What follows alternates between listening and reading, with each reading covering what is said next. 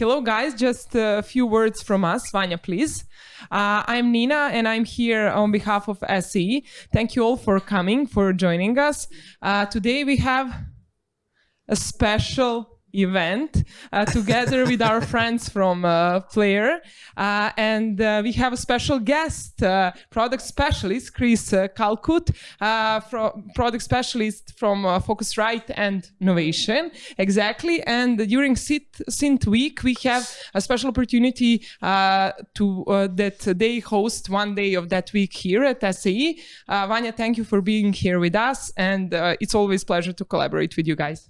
Thank you for such a nice introduction. Hello, everybody. My name is Vanya Stamenkovic, and I'm very grateful in the name of our company Player that you're here. And what can I more say? Let's hear Chris Calcutt and his talent. Thank you, guys. Thank you very much. Thank you. I'm just going to make one last minute cable change, of course. Just as we're about to start, I decide to do this. The camera is still there. Great. Okay. Well, thanks very much for coming along, guys. It's a real pleasure to be here. This is my first time in Belgrade, and I guess in Serbia as well. And so it's really nice to be invited by Player, who are representatives of our brands, Focusrite and Novation, here in Serbia. As you've probably just heard, my name is Chris Calcutt, and I'm the product specialist for Focusrite and Novation, but most of the stuff that I do is concerning synthesizers and things with nice flashy lights. So very much on the Novation side. I mean, when I'm talking about Focusrite, you know, it's a box with holes in it. So, so I've been here in Belgrade for about 24 hours, and I think I've learned 2 words so far, and that is piva molim. And so I think I'm okay now. So as I say, my name's Chris Calcutt, product specialist at Novation. And this evening, we're going to have a good look at, basically a big range of products that we've got here. We're really going to focus on kind of the production and the synthesis techniques using our products, not necessarily with the computer as well. You can see from the desk in front of me here, I've got lots of pieces of hardware. Now, of course, at Novation, we do make controllers, and I have an example of a MIDI controller here that, of course, we can use to connect to our music software and control the various aspects of that. And for sure, if people want to know a little bit about this world as well, we can easily take time to spend a moment or two to look at that. But I thought it'd be quite interesting, really, to kind of step outside of the DAW and look at hardware synthesizers and also these strange little boxes here. These are the circuits. Now, circuits are a kind of a relatively new type of instrument, I guess. We call these groove boxes. These have been, groove boxes have been around for a long time, but they disappeared for many years and have now come back. And these are really like kind of mini DAWs, mini digital audio workstations, again, in the hardware form. So I'm going to ask a question of you guys first as well. I suppose I should get a level of kind of where you're all at. So are you guys students here at SAE or, yeah? Okay, fantastic. Do we have any that aren't students here? Yeah, okay. So you've come in off the street to say, no? Okay. Okay, perfect. Right, so I can't teach you anything now, so that's cool. Okay, and I guess you're all very focused on working on music technology. I'm kind of focused in the DAW, is that right? Is that where most of your music making is? Yeah? Okay, no problem. Now, of course, the DAW is a really powerful thing. It's almost like it's everything, you know? It's a word processor, it's a spreadsheet, it's a music production software, it's video editing software, you know, it's web design, it's everything. And they're really, really powerful devices. Current DAWs, current DAW software is kind of unbelievable what you can do with them, for sure. But of course, a lot of people are working on computers in the day.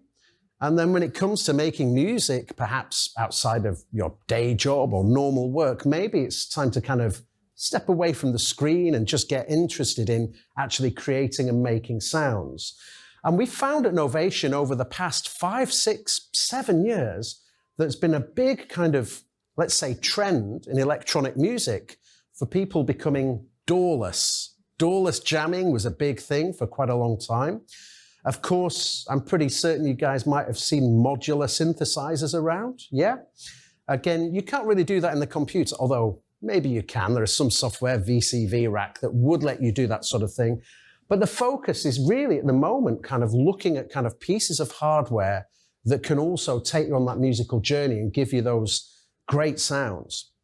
Now, some of the advantages really of working with dedicated hardware is that we can have analog synthesizers, which is a very nice thing indeed. Of course, when you're working on the computer, everything is totally digital, ones and zeros. That's how computers work. It's either on or it's off, 1 or 0. But with analog technology, that's a very different kind of beast. So just a quick kind of look at what we've got here. I'm going to start off actually with an analog synthesizer. This is the Base Station 2. This is very popular from Novation, analog monophonic synthesizer. We'll explore a little bit about this and kind of how it works and some of the sounds that we can get out of it. And then what we'll do is we'll move over onto this instrument. This is the Novation Summit. And the Novation Summit is, well, it's the flagship Novation synth.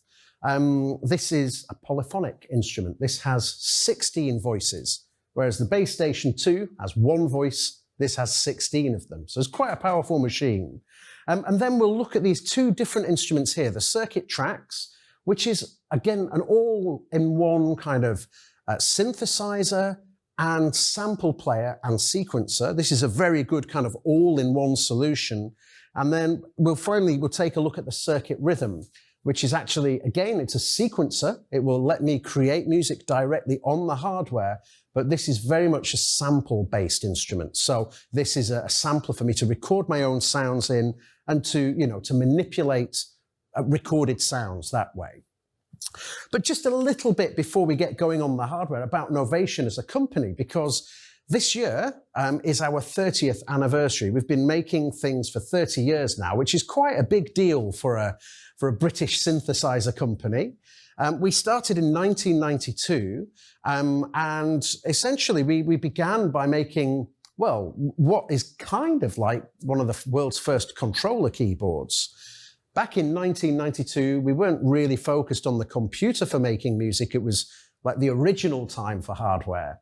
And the MM10, which was the first product from Novation, was a little keyboard that could connect to a Yamaha sequencer, which is quite interesting because Novation, a company in the UK, suddenly making something that works alongside a Yamaha product, the QY10 sequencer. And it was really just a way of being able to kind of make it a bit more of a musical instrument, to give it a keyboard, to give it some controls that lets you, that let you make music in a kind of a more musical way than rather than just sitting on this little box kind of programming things in. So that was the very first product from Novation in 92. Then in 1993, we came along with our very first synthesizer, and this was the original Base Station. Now I have here, as I say, the Base Station 2, but the original Base Station was, again, it was quite a powerful synthesizer. It was analog. It had patches. It's an analog synthesizer with patches. Now, today, in this world, we think, well, every synthesizer is going to have patches and presets, right? Well, back then it wasn't quite the case, I mean, even today there are synthesizers you can buy that don't have patches on there. But the Base Station, the original Base Station, did. And it came at a very useful time as well, because acid house music, certainly in the UK, because of course it's a UK company, but acid house music was really, really getting going and was becoming really popular. But there's one synthesizer that is very connected to acid house, and this is a Roland synth called the TB303. The TB303 was getting pretty expensive at that time and pretty difficult to find, whereas the original Base Station came along at a good price, and you could go into any store and buy it. So this became very much kind of, well, I've heard it described as the poor man's TB303.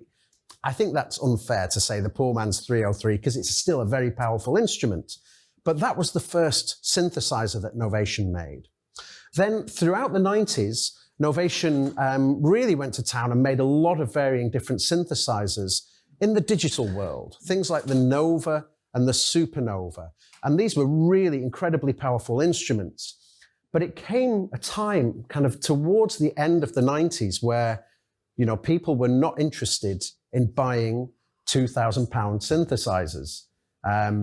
So people were more interested in being able to get their computer and get some cracked software and use synthesizers that way. So for a long time, Novation shifted into making controller keyboards. Anyway, fast forward to about 2013, and it became pretty obvious that people were ready for analog synthesizers again. And so at that point, the Base Station 2 came along. Now, it's kind of crazy for me to think that I think this is about 9 years old now as a product, but it's still as relevant and as powerful and as important today as well. So here is the Base Station 2. We'll start off just talking a little bit about it, but I've mentioned two words to start with that kind of are pretty much important in the world of synths, and that's digital and analog. Now, are you guys kind of familiar with the differences between digital and analog? Yeah? Okay, that's good. That's a good start, okay. I mean, I always think about it in this way. Analog is basically using electricity. It's using current and voltage and resistors and capacitors and different electrical components to be able to generate the sound. Now that's great, you know, that's really, you know, that's what gives the analog its sound. And the reason for that is that electricity really, a good way to think about electricity is like it's water in a pipe, okay? And it's moving through all these various pipes. And when it gets to a resistor, it gets squeezed. And when it gets to a capacitor, it goes into a tank and fills up the capacitor and eventually then gets discharged and moved on. And that's really kind of a way to think about how this works. Now, I have a glass of water here. This is a good synth demonstration, isn't it? I have a glass of water. Now, I'm looking at that glass of water and I'm looking straight through it. But the molecules in there, they're moving all the time. They're not still. I mean, they're not alive, but there's kind of movement and life in what's going on in that glass. And really, it's the same with the electricity that's running through all the components inside the analog synthesizer. Now, what does that mean? Well, if you have something that is constantly moving and is almost alive, that's going to produce quite a different sound than a digital synthesizer that is basically just taking a line of code and playing that line of code back through its processors. But that's exactly the same every single time. It's precise. It cannot be wrong.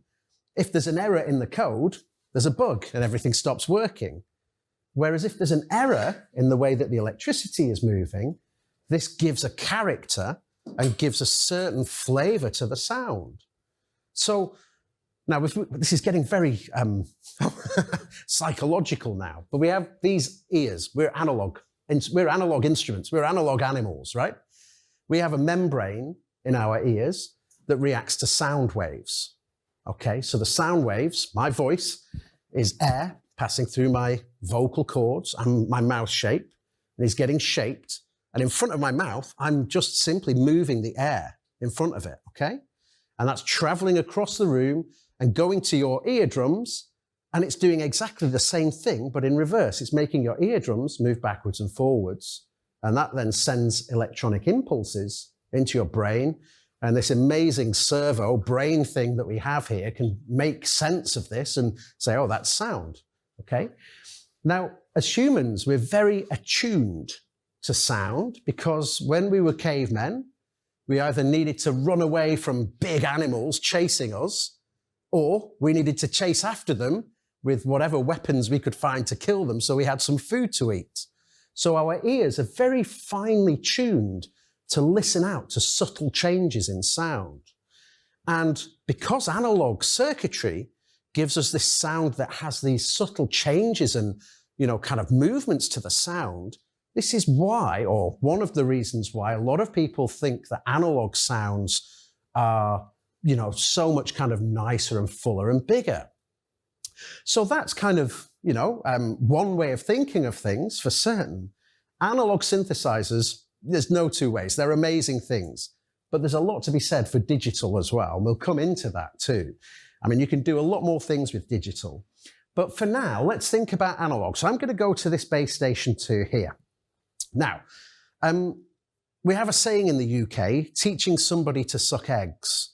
It means telling somebody information they already know. And I hope by going into this in its fundamental sections, I'm not teaching you to suck eggs, but I think it's important to get the geography of a synthesizer, so you understand kind of what's going on and how these parts come together to produce a full instrument. So the first thing that we need to do in this type of synthesizer is we need to generate a sound. And we have things called oscillators for doing that. And the oscillator is a sound that is playing very, very fast. We measure this in hertz, or times or cycles per second. And if I play the note A, that's a bit loud, just turn that down. That A is 440 cycles in 1 second, okay? So every 1 second of this, there are 440 cycles that are running through. Now listen, if I bring this down, so there's an octave down. Let's go 2 octaves down. Let's go some more octaves down. There it is. Now I don't know what that is. That's probably going to be about 55, no, maybe less actually, maybe 27.5 cycles per second, or maybe less than that. But that's an A slowed right down so you can hear the snaps of the oscillator. So if I just increase the speed or the pitch,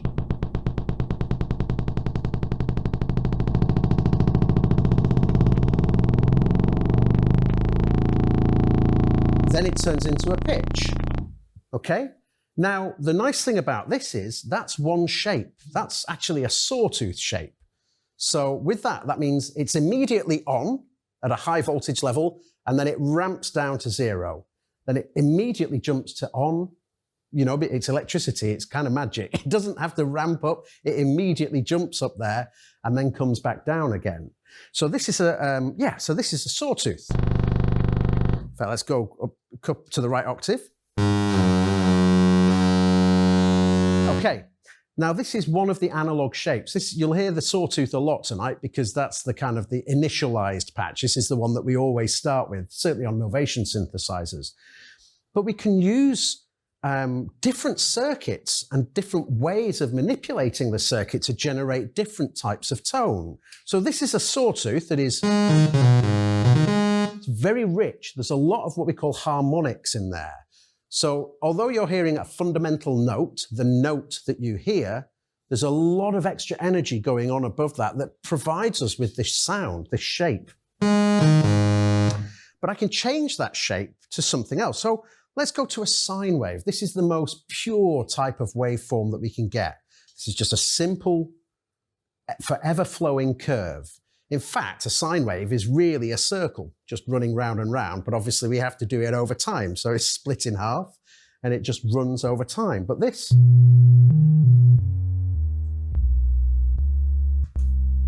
if I can get the right note, but there we go. So this is a sine wave.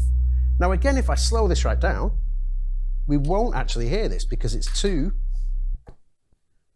subtle. We can't hear that. But if you can't hear the snap of that original sawtooth, so there's no kind of energy there to excite your ears to produce that sound. But that's an analog wave shape. We have another one called a triangle.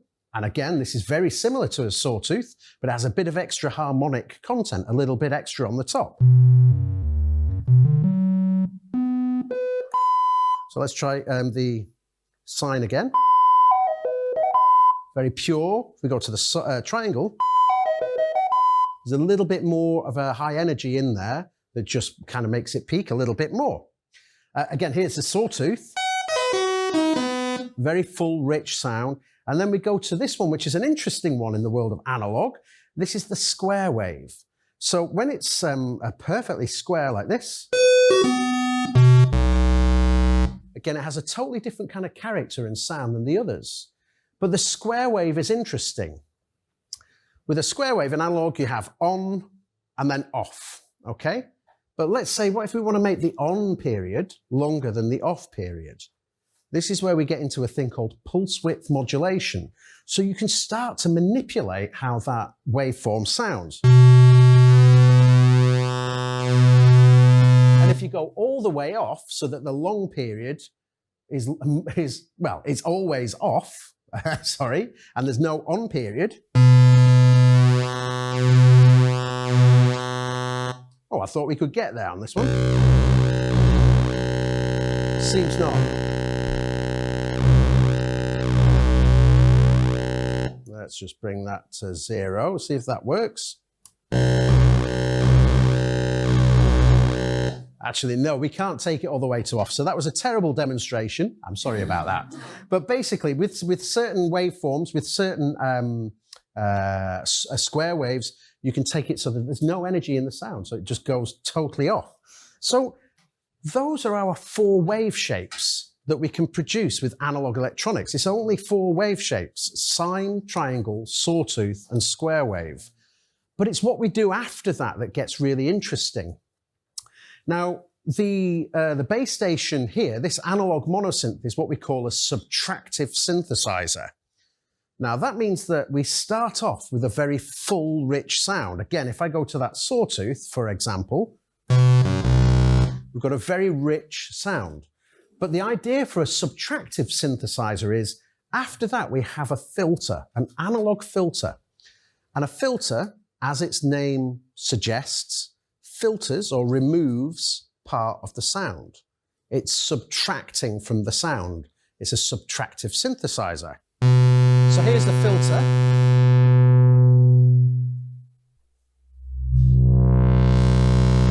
And it takes me all my power not to do filter mouth when I'm doing this.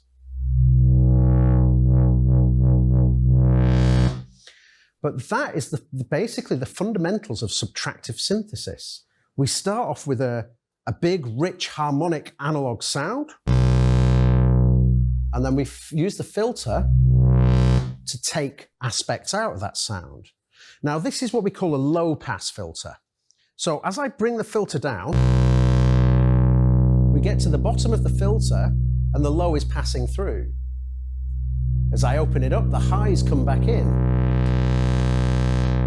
But as we filter down, it's a low-pass filter. It lets the lows come through.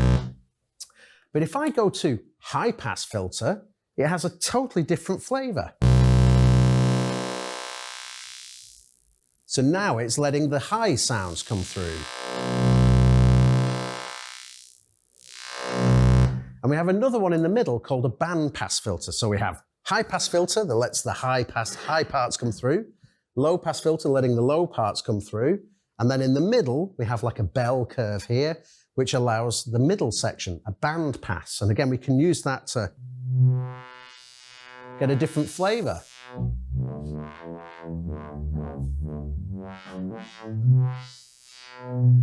So the filter there can be used in 3 different ways. This is called a state variable filter. We can vary the state of it. It can either be a low pass or a high pass or a band pass. So that's how we call this a state variable. And on this, I just have a simple switch here that lets me move between them. Now, if I go to the low pass filter, what I'll do now is I'm going to turn all the oscillators down. The oscillators, the sound generators that we were talking about before, the waveforms. If I play some notes, we don't hear anything because there's no oscillators running through the synthesizer. But we have this control here now. Yeah, you can just about see it on the screen, but this is called resonance. Now with a filter, let's see, it's difficult. I should maybe have had an example up on the screen that I could show you, but with a filter, we can, filter out sound. So if we have a low pass filter, okay, like this way around, the whole sound is here, and this is the low pass filter. So everything on this side is what we hear. So as that comes down, we just get the low end of the sound. But with resonance, it's a clever little technique that allows us to just push up the volume just at the point that the filter is cutting off, okay? You might come across that word, filter cutoff.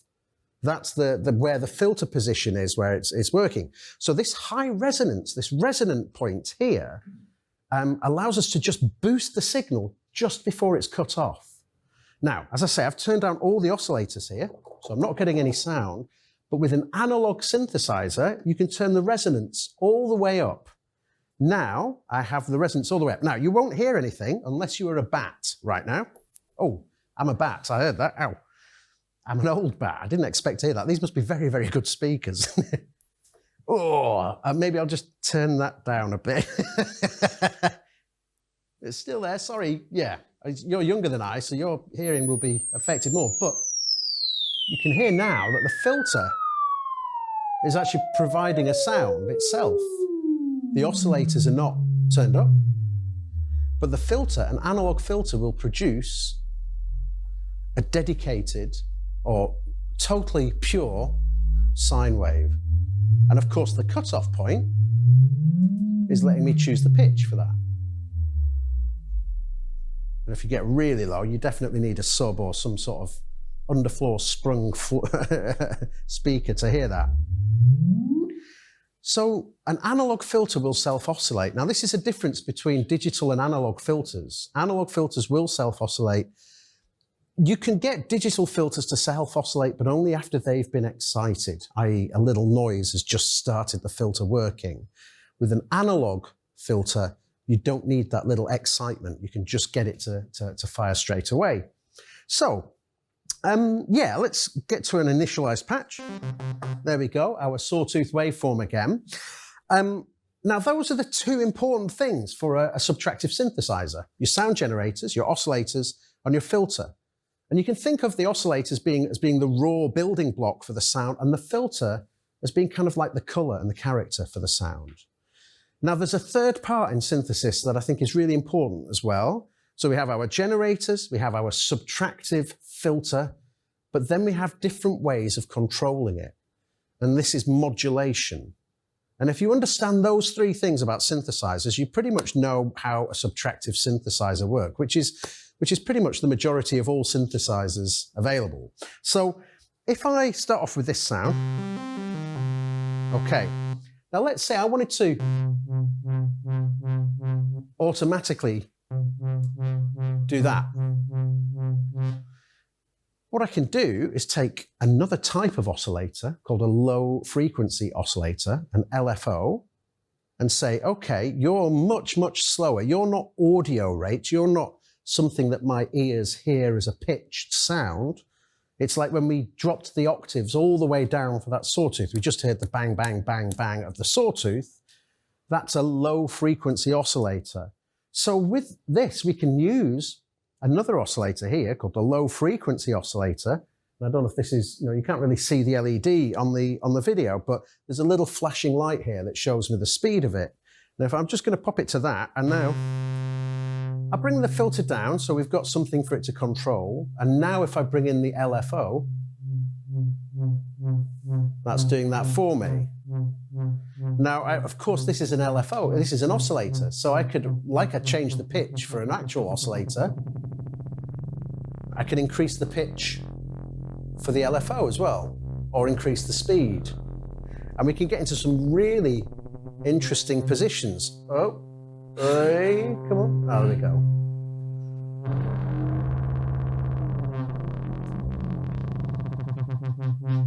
So what sounds quite normal and natural there, when we go into really fast rates, almost you can't hear the LFO.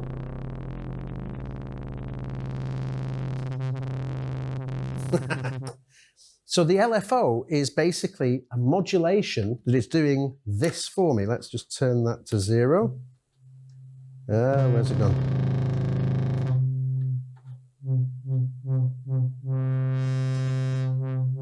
So that's the first thing. We've got two different types of oscillators, the oscillators that generate the sound, the ones that you can hear, and then these low frequency oscillators.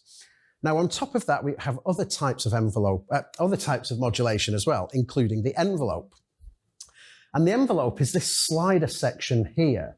And this basically lets me set the shape. An LFO is a repeating oscillation. It's the same shape all the time. But an envelope lets me set the shape to be able to control how that works. So here is the initial patch again. Now I'm going to go up to the amplifier envelope, the amp envelope. Of course, there are many amplifiers around in these instruments. We don't think of them in the traditional way as guitar amps or microphone preamps or something like that. but they are still amplifiers in the same way. And when I press a key, I turn the amplifier fully on, and when I release the key, the amplifier comes fully down. Okay, so that's an amplifier. That's basically like just turning an amp on and off, I guess, if you like. But let's say I want to add a shape to it. So when I press a key, I want to add some shape as to how that amplifier is controlled. And it's basically like me just grabbing the volume pot and going like that. That's the same thing.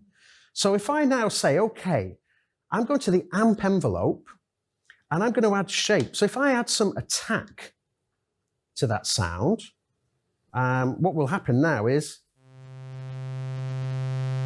it takes a moment to get to that point. Now, if I then say, okay, let's not add some attack, but let's add some decay. It's going to start off with the amplifier quite high up, and then that's going to fall down. Takes a moment for that to do it, because I've got a long decay setting here. But if I want it to get nice and snappy and short, I can just bring the decay right down. I can go even faster.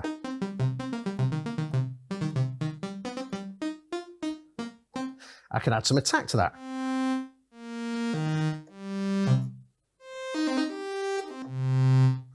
Maybe I want to add some release. So when I take my fingers off the keys, we've got a long period for it to come down as well. Now, over time, it's going to come down. So the envelope is really, really useful. Now, on the base station 2 here, we have 2 envelopes. One of them is controlling the amplifier. Like so, let's get that. I have a modulation envelope, which is a second envelope, that I can say, okay, let's use that for the filter. Add some attack to that. So now we're starting to shape the sound.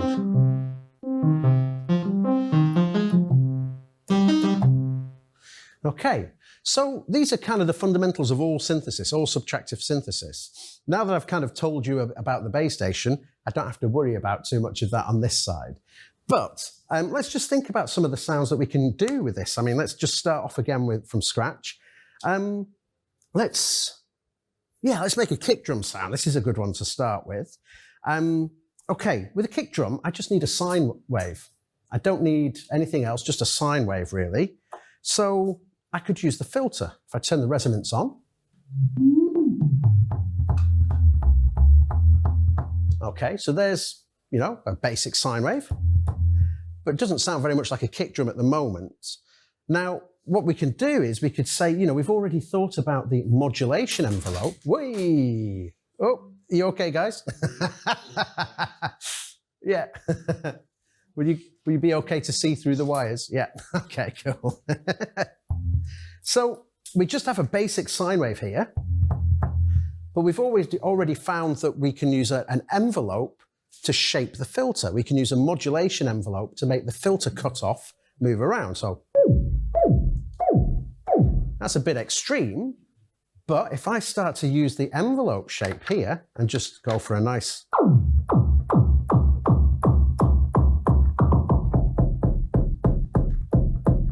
So we're kind of getting there now. Now that's kind of working. I'm going to put a little bit of release on there. And I'll go down an octave.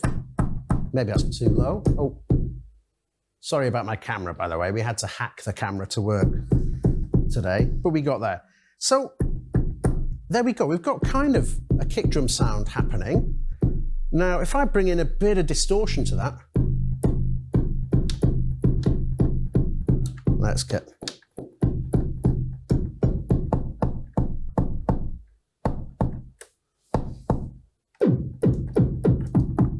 So that's it. Now, I'm not using any oscillators at all for that sound. Maybe I might want to add a bit of noise. Not spoken about noise yet, but noise is basically just a random oscillator that just generates random sound super fast at all frequencies. High frequencies, low frequencies, middle frequencies.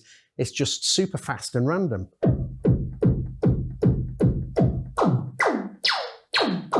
Maybe I just need to open up the filter to do that.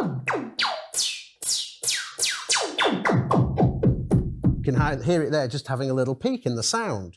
So yeah, so basically we can make a super easy kick drum like that very quickly, just using a filter and nothing else.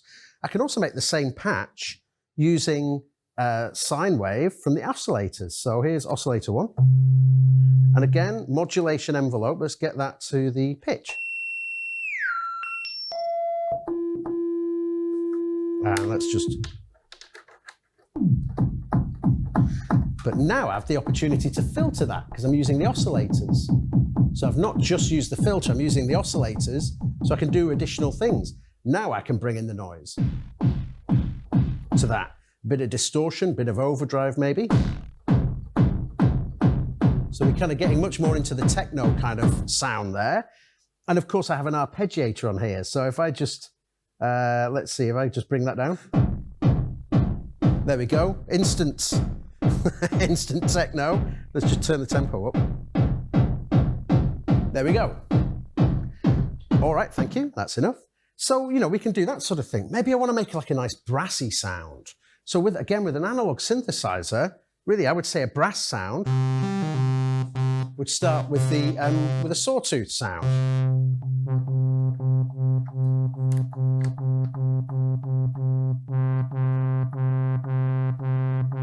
There we go.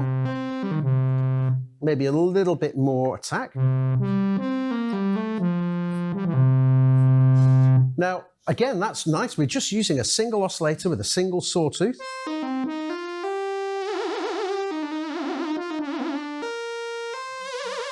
So with this mod wheel here, I'm just adding a bit of pitch vibrato using the LFO, but to control the pitch of the sound. Maybe we want a bit of release. So again, you know, very simple and quick to make. Now, with all of this, there's some really interesting things. Now, we've just looked really at the basics of synthesizers. And of course, these instruments have got a lot of really nice features. One of the things that is fairly new to the Bass Station 2 was a collaboration with an artist called Aphex Twin, who's my hero. He's absolutely my hero. And he came up with an idea because, of course, we've got our presets. If I just run all the way back down to where the presets are, okay.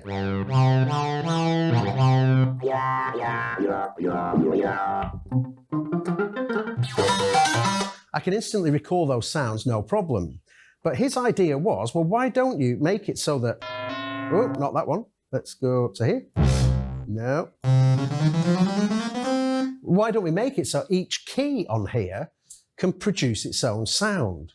And this is a thing called Aphex or AFX mode, which is, you know, a collaboration with Richard James, also known as Aphex Twin, putting it into this synthesizer. So I'll try and kind of show you how this works. So where is my, oh yeah, I've got the, here we go. So I've got these things called overlays now. There we go. So I've got one here. Actually, yeah, that's fine. So now on this sound, I'm going to do the old kick drum again. So oscillator 1, sine, modulation envelope.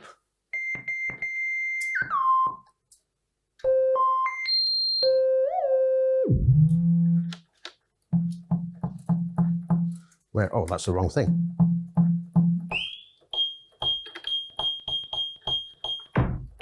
There we go, that's what I wanted.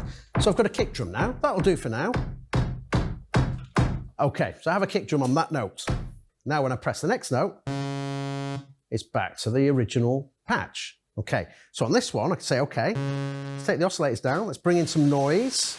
Let's just make a kind of hi-hat sort of sound. There we go. So now I've got an analog synth, but behind each of the keys, I can start to add my own sound. So maybe on this key, again, let's take down the oscillators. I'm going to use the ring modulation now. Ring modulation is a weird interaction between the two oscillators. They're combined, and then the difference is removed from the sound. And it makes some weird sounds. So if I go to oscillator 1, and then go to oscillator 2, You get some pretty nasty stuff there. And then if I again just shape it with an envelope. Oh, we'll put a bit of high pass. A bit of noise.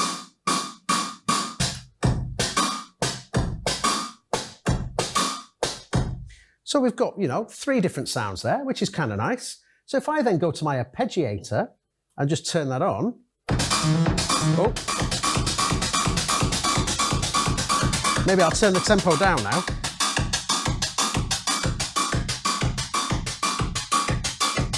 So what's going on there is the arpeggiator, which is generating the notes, it's playing the notes in time with each other, is just using that to give me a kind of nice sound. But obviously on the bass station 2 here, I've got the ability to record in sequences. I've got 4 sequences that I can record into here. So if I kind of just see if I can remember how to do this, so we go rest, rest, rest, rest.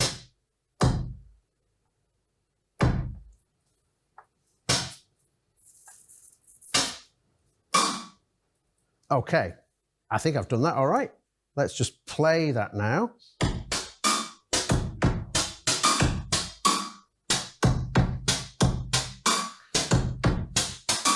So this is just using a single patch on the instrument, but it's basically letting me create all the different sounds above it. Yeah, so again, that's kind of a nice thing that we can do using something like the Bass Station 2. So it's full of really, really powerful things. Now, one thing I've not spoken about yet is the fact that we have 3 oscillators as well. We have a single oscillator. Let's bring in the second oscillator, which is identical. Now, you can't hear a great deal of difference other than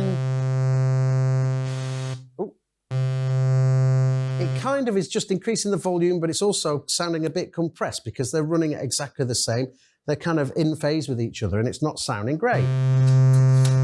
But if I then just say, okay, well, let's just detune the second oscillator a little bit.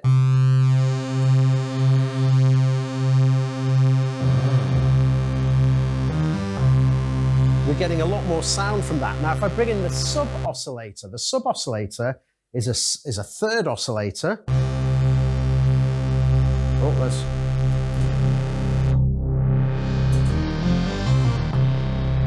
Now, perhaps I want to tune it a little bit. So everything is just in unison. We're just hearing the same notes in different octaves. But if I grab the tuning control,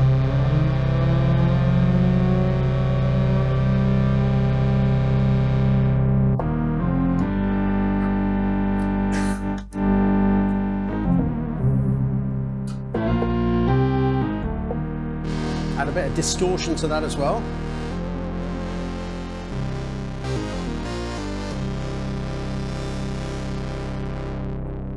So with all of these things combined, we get a really powerful instrument. I'm just thinking about the time and stuff. I should probably move on to the next synthesizer because this one's even bigger and I could probably spend the whole session just talking about that, but we've got other things to get through. Does anybody have any questions or anything they want to ask at this point? Yes? Is there an option to save a preset? For sure, absolutely. So I've made my preset. Nice, happy with that. Maybe filter open a little bit more. Then I just hit the save button, hit it again, and there it is. So if we move knobs, yep. And we want to return it, we yep. play it like the first time, or we will... Absolutely. So here, let's just make it crazy. Even crazier, maybe, yeah. That's kind of crazy now, but if we want to go back to the original sound, yeah. Yeah. And we have 128 storage positions in here. And of course, this connects to your computer via USB, and you can use your computer like a librarian, so you can save all of your patches in there as well. So yeah, so it will let you just recall those patches at any time. Yeah. Cool, yes. Oh, yeah. Just a second, please. Okay. Can you record with this keyboard or synthesizer in this DHW? Yes, absolutely, yeah. This is an instrument. You can't really see, but in the back I have power, I have a MIDI connection because I'm using clock. I'm getting the synchronized time from my sequences here. So that's just MIDI, and I have an audio out. Now, if I was wanting to record this into my DAW, like a microphone or a guitar, I take the audio out and plug it into my audio interface and record it in that way. The nice thing about this, though, of course, is I can play, or I can go to a sequencer and record it in from a sequencer. So I can actually say, okay,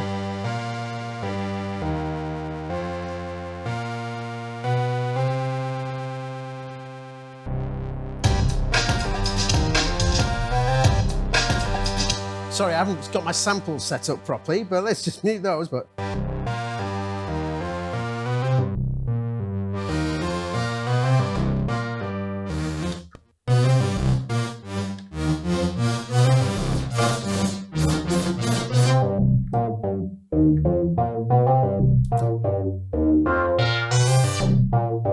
so I can just simply create a MIDI sequence in one of these things, or in your DAW, send it either MIDI or USB into the synthesizer, and take your audio, take that into an audio interface and capture the audio from it.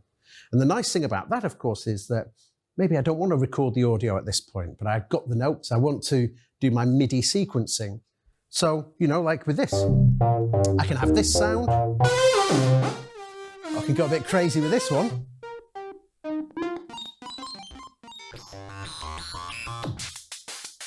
Oh, that's nice. That's a bit of, yeah, hi-hat sound. But the point is, the sequencer, the notes, are kind of almost separate from the sound.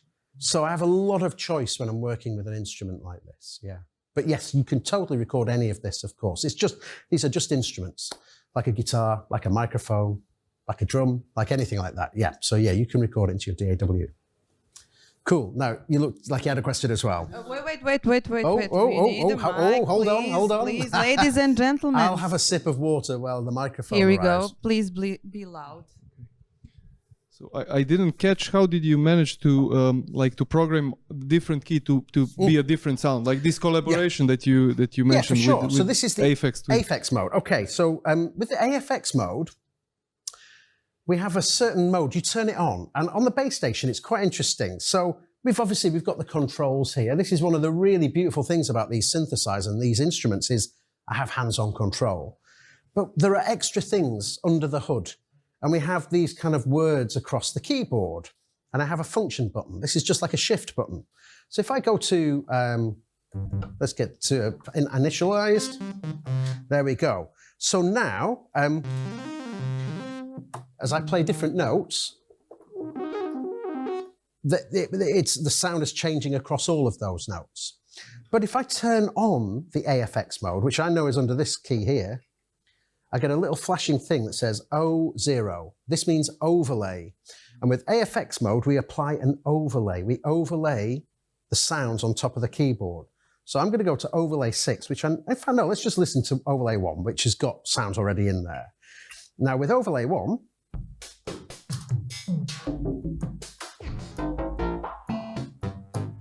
okay, now let's say, in fact, let's just do a quick sequence. No, I'm just going to hit play, turn on the arpeggiator. Okay, so we've got these different sounds running, but now as I change the sounds, you'll hear they all sort of start to change. We're totally different from where we started.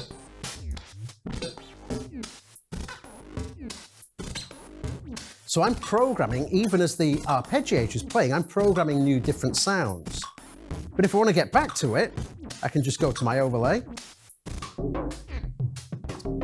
And there it is again. And again, I can save and store these overlays inside the instrument. So it's a special mode that you turn on. And when they're turned on, I think you've got 8 overlays. So you've got 8 different banks of sounds that you can set, and you can do all sorts of things. I like to, with the bass station too, make a lot of analog drum sounds and use those as a library of analog drum sounds, really in sequence from there. So yeah, cool. Okay, right. I'm going to move over to this synthesizer. So I'm going to see if I can zoom in a little bit onto it, because that's quite far away. Is this going to work? That's, where's the zoom gone? Oh, way, not that much. Okay, that'll kind of do. You can see it okay? Yeah, perfect, thank you. Okay, so here is Summit. And this is the biggest and most powerful synthesizer that we've made at Novation. The Summit is basically like the base station, but 16 of them inside a keyboard. Now with the base station, let's just go to a patch. I can only play a single sound. Okay, it's only a mono synth, monophonic, one sound. Okay, that's what monophonic means. On the Summit, that's 5 notes, but I have 16 that I can play. So I can basically, I've got 16 of these instruments, kind of, inside here. But this is quite different. Now the Summit is what we call a hybrid instrument. And a hybrid instrument is basically a combination of really powerful digital technology and analog technology. Well, what does that mean? So I spoke before about the oscillators being analog inside the base station.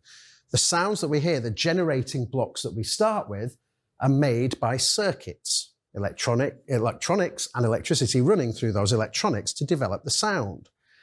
With the Summit, with 16 voices, if we tried to get 3 oscillators for 16 voices, that's 48 oscillators.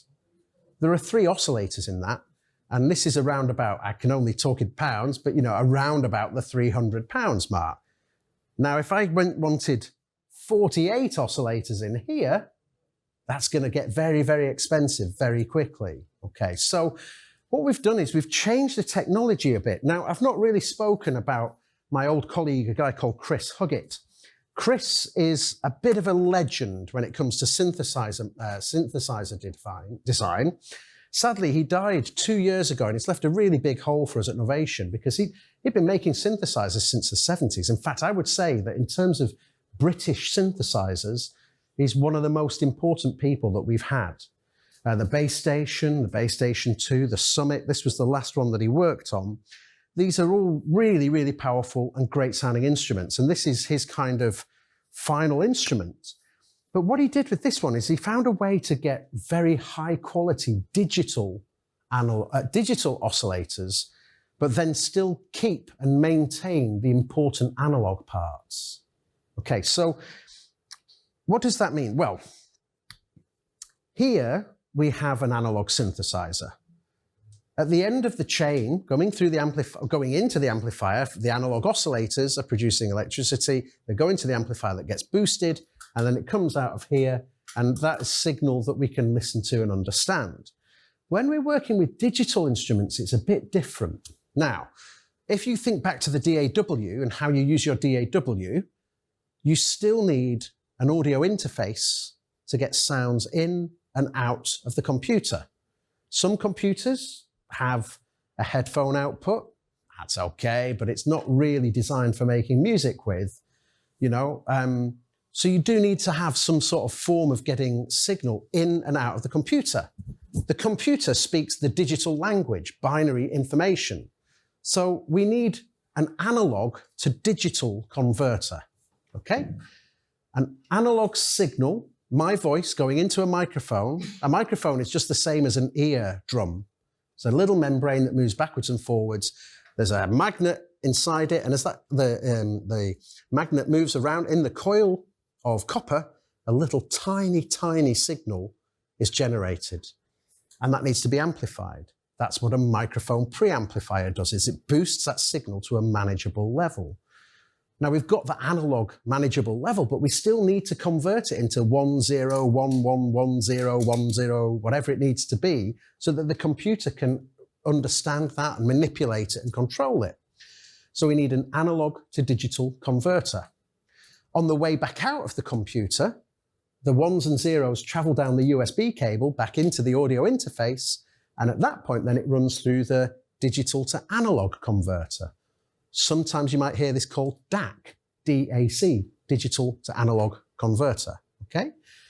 So with a digital instrument, you need to have converters. mostly you need to have digital to analog converters. We need to be able to hear them. We have analog ears, so we need to be able to listen to the sound. And digital to analog converters will generally work at the same type of sample rates, the same speeds as audio interfaces. Now, if we think back to kind of, remember these CDs? I don't guess you do, but I certainly remember them. CDs had a sample rate of 44.1 kilohertz, 44,100 times. And that's the sample rate. Now, you can get higher sample rates. You can get 48K, 48 kilohertz. You can have 96K or even 192K, although I don't think really we need to record at 192K, but some people want to do that, and that's totally fine. Now, if you think about a digital synthesizer, so when you're listening to, I don't know, let's say you've got Ableton open, and maybe you're familiar with the operator synthesizer in Ableton, and you just fire up operator and you just get a sine wave. Okay. Now, you are listening to that through your audio interface, and your audio interface will be set to a sample rate, which will likely be 44.1, 44,100 times a second, 44,100 hertz. So when you're listening to the sine wave from operator in Ableton, for every second, there are 44,100 slices that make up the sound of that sine wave, okay? So for every second, you have 44,100 slices. This is generally the same in synthesizers as well. The synthesizer in circuit tracks here, if I listen to a sine wave from that, it's the same, 44,100 slices, segments per second. But Chris, in his last synth, decided to go very much off-piste and think about how he could make use of new technology. And he found a different type of chip processor called a field programmable gate array. It's very nerdy at this point, but it's called FPGA. Now, the FPGA is an incredible piece of technology, and it's not used a great deal in synthesizers. But Chris, being the genius that he is, found a way to take that same sine wave directly from this processor, this little mini computer inside the synthesizer, but instead of 44,100 times a second, he's able to get the sine wave out of that at 24 million times a second. So this is a ridiculous update in terms of the ability of a digital signal. And this is a really important thing. This is the only synth on the market. No, there are two synthesizers on the market. There's the Novation, well, the Summit and the Peak synthesizer. The Peak is the small version of this. It's the same synthesizer, but the smaller desktop version. And there's another synthesizer made in the UK that also works in this way.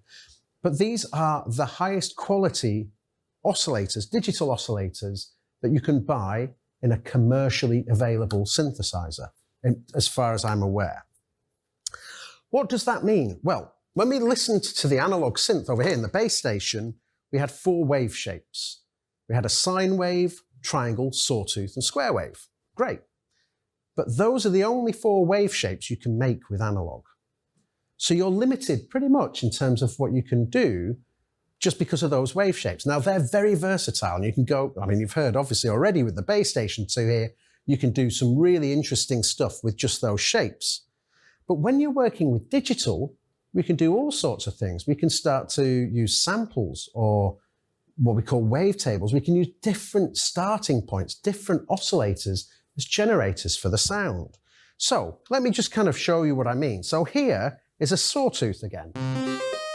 And here is a sawtooth over here. Sounds pretty much identical. Here is a square wave. We go over here, square wave. Oh, wrong oscillator. Try that. Okay, again, really similar. I have my sine. Oh, wrong chord, but never mind. And I have my triangle. But I also have on this synthesizer a thing called more. Well, what does that mean? So in more, and you really can't see here on the video, I'm really sorry about this, but basically I have a screen here that opens up and gives me up to 72 different types of oscillators that you cannot put into an analog synth. These are called wavetables. And a wavetable is basically a collection, in this instance, of 5 samples that are stuck together, and they allow you to work your way through that shape. So let me get an interesting one. So here's Vox, ooh-wee. Now that sounds quite different from anything that we've managed to get from the analog here. But if I start to control it with extra stuff here, this shape control, so I can scan through these wavetables, through these different shapes.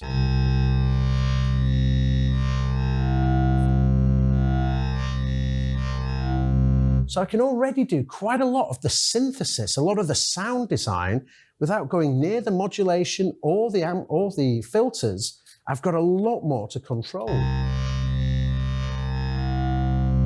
Now, of course, I can use my LFOs, so let's add some LFO to it.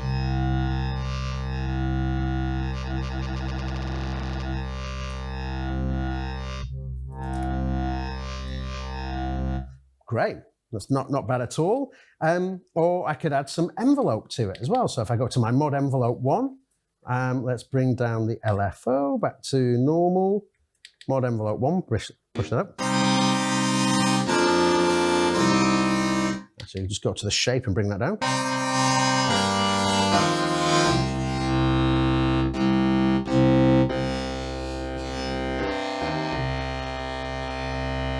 So already we've got a lot more stuff that we can do. And as I say, at this point, I've not gone anywhere near the filter or anything like that. So let's bring in a second oscillator. Change the pitch.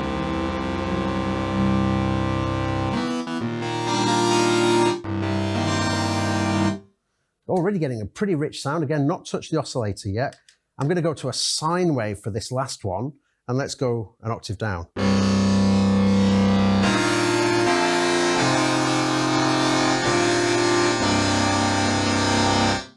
Now I've got a lot of energy, a lot of stuff in that sound that I can work with and start to manipulate. So I'm going to bring the filter down.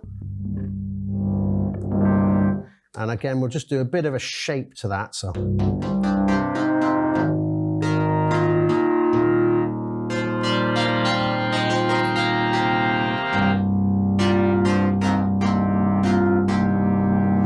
So already with the wavetable stuff that's in here, I've got a lot that I can do in addition to what I can do with the Bass Station 2. Now, of course, you know, this is a monosynth, this is 16. But what if we wanted to say, okay, well, we've got 16 voices here. I've only got, I was going to say 10 fingers. Now I have 8 fingers and 2 thumbs, but I've got 10 digits that I can play with. But I have 16 voices in here. So what if we split those out into being able to layer sounds on top of each other? So on the Summit, we have the ability to turn it into 2 synthesizers in one case. And that allows me to create different sounds. So I'm going to go into my multi-mode here, and let's... So here I've got a sound. Let's just very quickly build a super quick sound.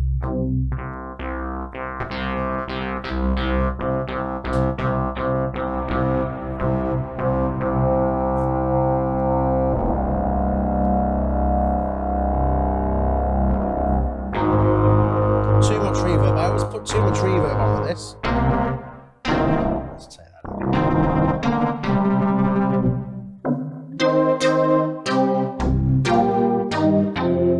out. Super quick sound there. Now this is on part A. Now if I press part B, I'm getting a sine wave there. So let's add a bit of overdrive to that. Maybe bring that down an octave. Bring in oscillator 2. Actually, oscillator 3, I'll put up a bit.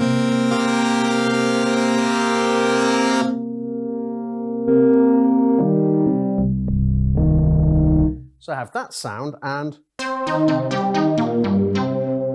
2 very separate sounds. But if I then say, okay, let's stack them on top of each other. So I'm going to go to layer now.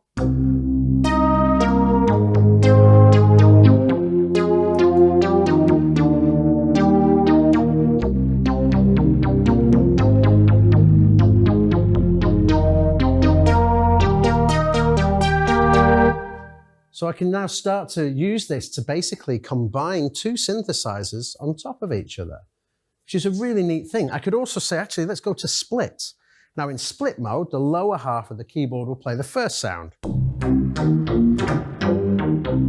the upper half will play the second sound.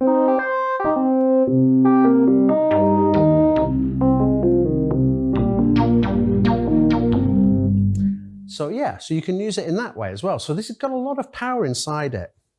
Now, another thing that we can do with the Summit and with the Peak synthesizer as well, just mindful of the time here. Yeah, we've got, well, that's okay. We have what's called a modulation matrix inside this. Now, I said at the beginning, you know, you've probably seen modulation, you've probably seen modular synths, where, you know, you have your different modules, all providing different functions and different outputs and different ways of controlling things.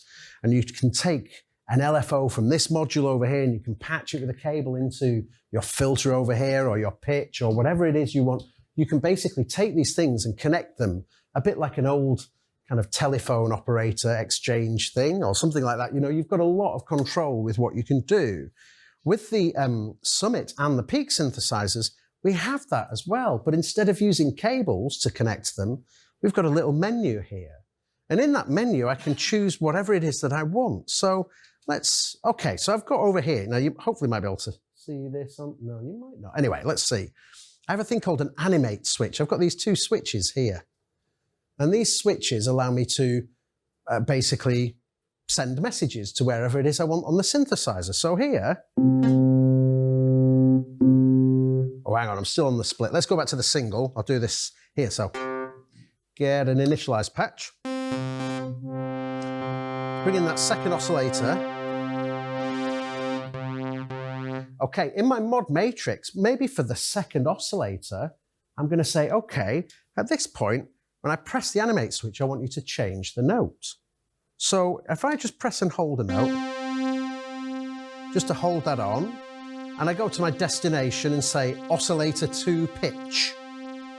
Now if I just change the pitch here, I've got a pitch control here, but we'll do it in the menu here. Okay, I have that change. Now let's say, okay, I want to control that using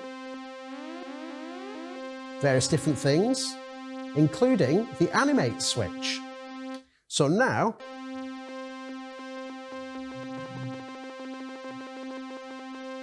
okay, so maybe I'll say, okay, I've got another animate switch here. So I'll go to a new slot and I'll say, okay, let's take animate 2. And this time I'm going to, again, change the oscillator 2 pitch, but this time I'm going to change it to a different pitch. So again, I'll just hold this on so I can find it.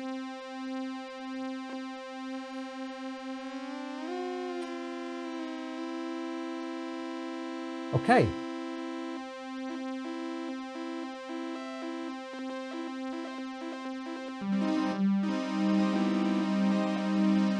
So, what's the point in this? Well, basically, this was just a super quick example of being able to take a control here. This could easily have been one of my envelopes or one of my LFOs. I have 4 LFOs on here. I have 3 envelopes. Could easily have been of any of those doing the same thing to the pitch. In fact, let me just very quickly do that. So let's say I'm going to go to modulation envelope 2, this one, and I'm just going to make some changes. You can hear the attack and then the decay coming back down. And if I go to this one, I'm going to use modulation envelope, oh no, we'll use LFO 3. LFO 3, oh hang on, I'm on the wrong slot. LFO 3, doing the same thing, and on LFO 3, I'll make that a square wave. So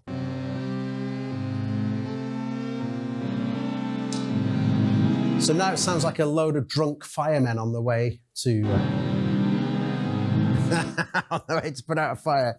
I hope they're not that drunk, but yeah. So the modulation side of this, we've got a lot of controls on the top panel here. But the modulation side lets me take one aspect of the synthesizer and then plug that into another aspect of it. Really powerful stuff. Now, a final thing on the Summit, I'll talk about in terms of the synthesizers, then we really must move on to these products as well because, oh no, actually no, I've got a little time. I can do a little bit more on this, which is good. Yeah, one thing that I do want to talk about though is FM synthesis. Now, we've spoken about analog subtractive synthesis, and we've had, you know, the base station 2 is analog, it's subtractive. The Summit is hybrid. So, oh, by the way, one thing I should mention is we spoke about the digital oscillators, the digital generators that are in here, but everything after those oscillators is analog. So the filter is analog, the amplifiers are analog, the distortion is analog, all the good stuff that you want to be analog is still analog in here. We do have additional effects which are digital, but after the oscillators, the sound generating stuff before the effects is analog.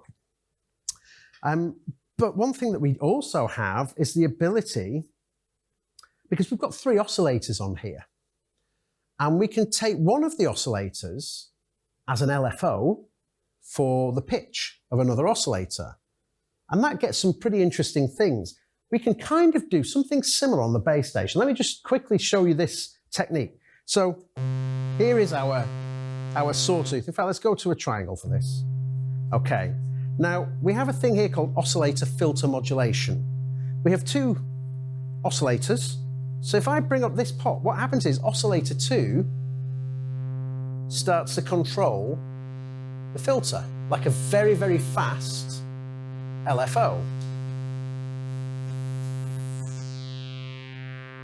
You can start to hear this really kind of crazy sound with that. And if I start to change the pitch on oscillator 2,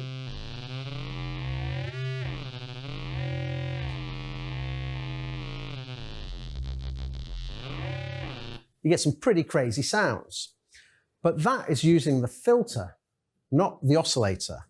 So it's taking the second oscillator and moving the filter at really, really fast speeds, faster than I could possibly ever waggle the pot, okay? At audio rate speeds. You know, we found out, you know, at the beginning, note A is 440 times a second. Now I cannot waggle that 440 times a second. So, you know, you get the impression. But what happens if we take that same kind of idea, but instead of applying it to the filter, which we can do on here,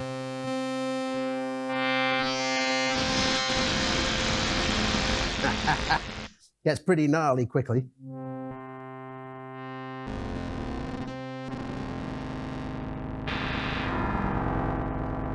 So that's doing the filter thing again. But why don't we say, okay, well, let's take a sine wave and let's take the third oscillator and make oscillator 3, which is playing the same note, because it's, you know, you can hear it there. But it's taking the same note, but let's say I want to move the first oscillator, waggle it up and down as fast using the third oscillator. This is frequency modulation. You can see we get a totally different flavor. This is a sine wave. And when we apply FM, frequency modulation, to it, we open up a lot bigger sound. So now what happens if I increase or play around with the filter?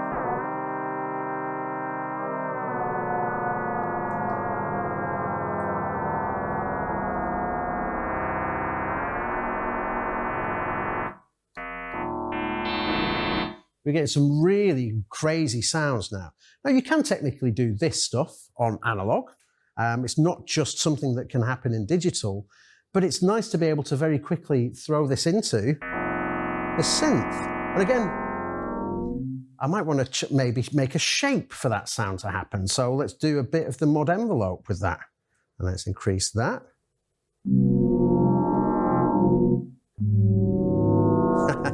That's a little bit out of tune, but if I find some nice ratios. So this is now a perfect fifth above, 5 semitones above.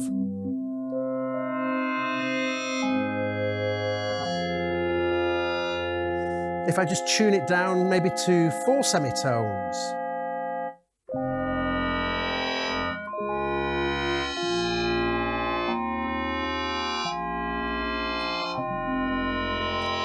Sounds nice, but if I just ever so slightly detune this.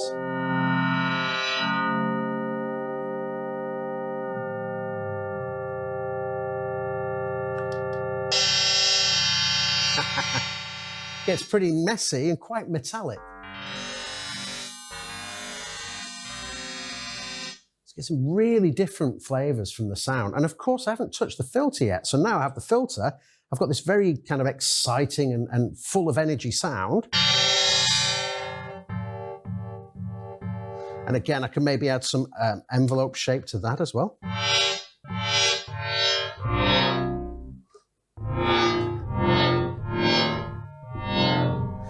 So this is a totally new, well, different type of synthesizer technology. This is frequency modulation using one very fast audio rate, so pitched sound envelope, oscillator, and then applying that to the pitch of the other oscillator, oscillator 1, and making that move at that time. And this is basically frequency modulation. You might hear of FM. In fact, we spoke of Ableton's operator earlier. That's an FM synth. Very good as well, if you kind of get to some nice kind of snappy envelope shapes for the amplifier. Let's see. Oh, of course, I've got a bit of shape on there. Let's just...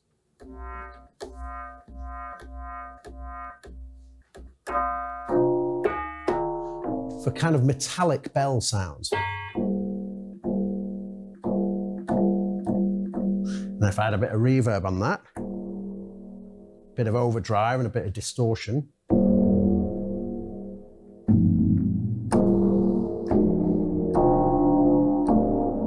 Really quite an interesting sound. And the reality is we're just listening to one oscillator here, oscillator 1. But because of the way that all the other oscillators are moving that sound around and playing with it, we're getting some interesting sounds out of it. Okay. Now, I did say I wanted to do one other thing with this, and this is one of my favorite tricks. So let's see. I'm going to quickly empty some projects here. Let's go to something new. Okay. Yeah, that'll do. Now, we're going to move on to the circuit tracks, but before I do, I want to just talk about one of my favorite things to do with a synthesizer like this. And in fact, we can do this with the Bay Station as well. The Summit has got 2 sets of stereo outputs. I'm just using one set of stereo outputs to go into my mixing console here, but I could take a second set out and have, you know, when we were listening to the 2 sounds it creates, I can treat those 2 sounds totally independently. But alongside that, we have an audio input into the synthesizer. And for me, this is where things get really quite interesting. So I'm going to very quickly put a beat together on here. Okay, let's see what tempo. I'm feeling a bit slow right now. We'll go for 94. I'll just quickly throw a sample in. That'll do.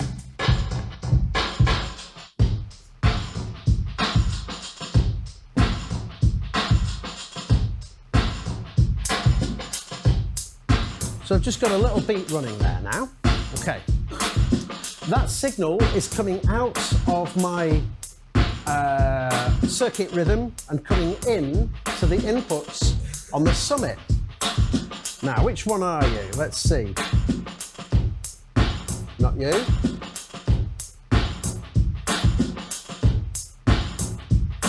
There it is. But if I... Yeah, there we go. Good, okay. There, right. So what I've done now is completely messed up all the audio for the video. Sorry about that, but we'll get it right. Basically, I've just taken it out of the mixer now, but it's still playing, it's still making that beat. But I have the ability to send that signal now out of the auxiliary effects of the mixer.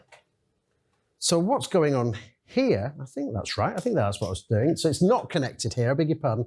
It's coming out of a second set of outputs on the speaker and coming in here now. So what I need to do now is, if I press a note, that's great. But if I go and turn, oh, hang on, where am I? Voice, audio input is turned off. If I turn my audio input on now, so the audio is coming through when I press a key down, when I open the amplifier, which is interesting in itself. But at the minute you can hear I've got the oscillator, the sawtooth waveform, and the drum sound. What would be interesting is if I just maybe turn on an arpeggiator and just play some notes. Now it's totally out of time. So maybe what I'll do is just bring the beat up again so I can get it in time. Right, so 3, 4.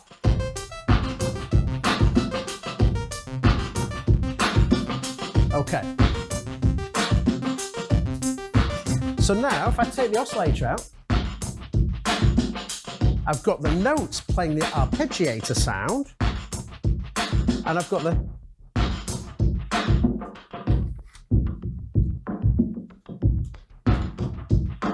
so I've now got the analog filter here as like an effect, but of course I've got all these wonderful effects here in Summit. So I'm just adding a bit of frequency modulation to the filter now. Get some crazy stuff with that. Maybe add a bit of overdrive, bit of distortion on there. Maybe I'll change the rhythm for the arpeggiator.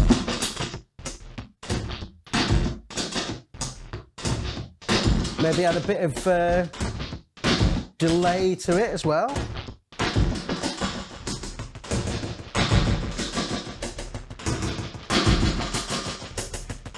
And when I'm ready, I can just drop it with a note.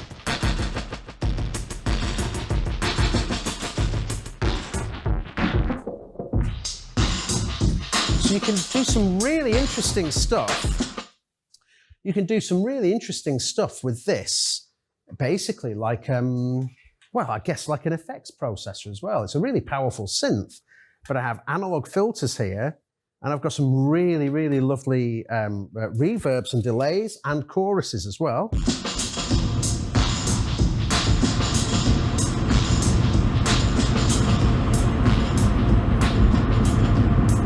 And distortion. Distortion's pretty mad. So you can do some really good stuff with using this as a processor for audio as well. Obviously, it generates sounds, it does some brilliant stuff in that way, but as an audio processor, it's really nice too. So, yeah, I think I'm going to finish up now on the Summit synthesizer.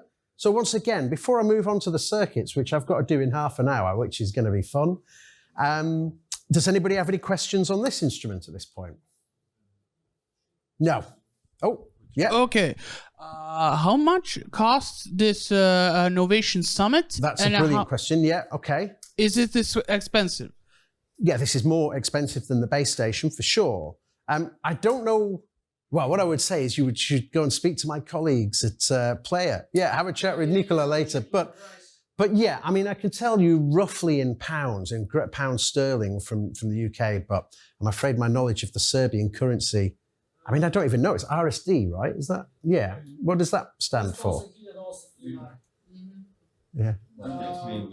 Easier in pounds. 1,700 euros. Yeah, something like that. Yeah, something like that. The base station is around about maybe 300, I think, something like that.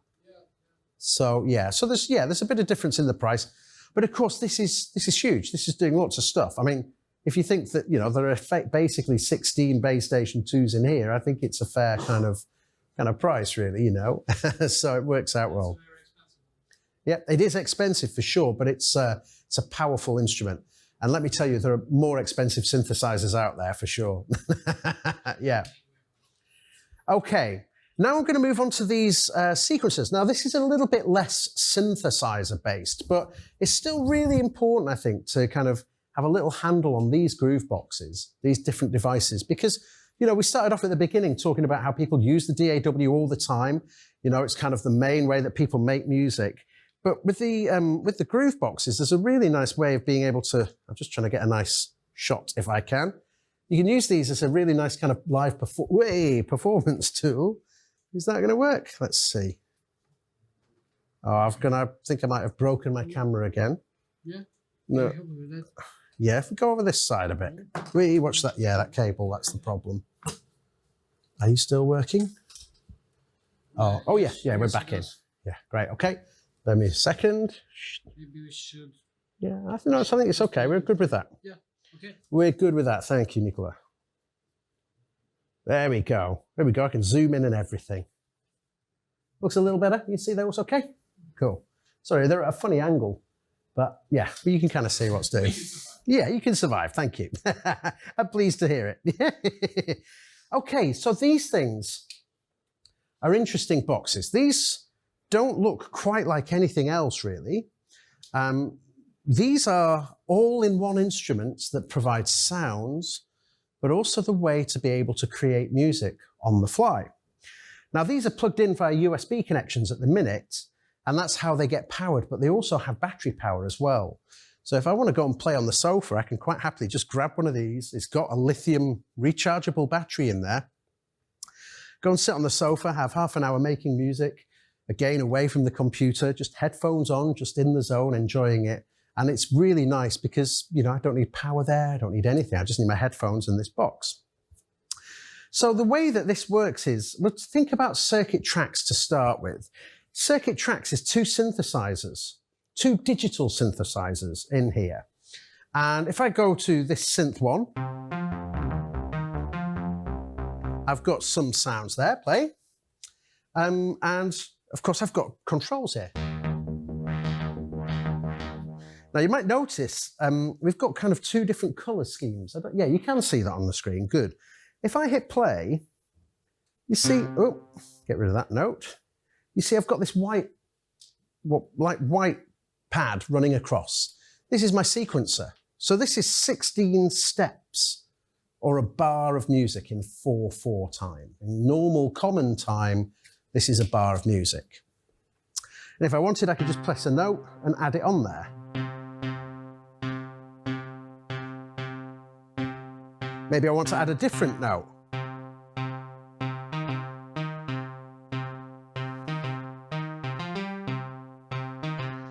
So very quickly I can just add this little sequence together.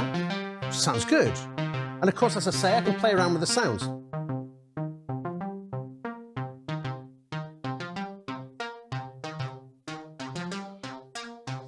Maybe I want to add a bit of effects to this, so I can go to my effects page here, add a bit of reverb to the sound.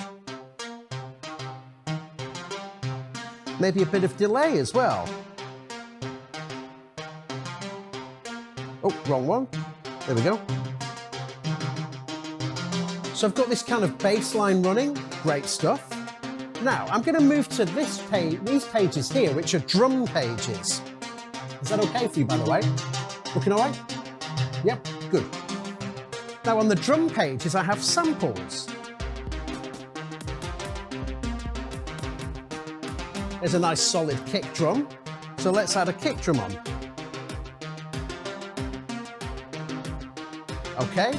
Maybe I want to add a bit of hi-hat to it. Okay, so I can start to build all of this stuff up just on this one box. Maybe on drum 2,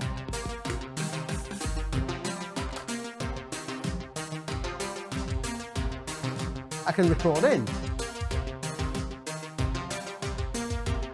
Now, I think that synth part's just a little bit too loud. Now with the drum parts, maybe I'll just add a bit more to the sound.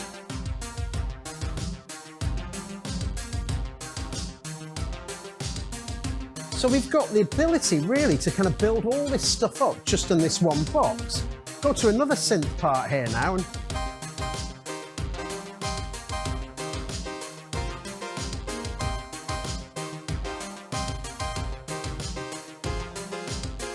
that sounds okay, so I'm going to make a recording of those notes.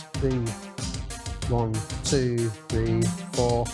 Count myself in. 3, 4.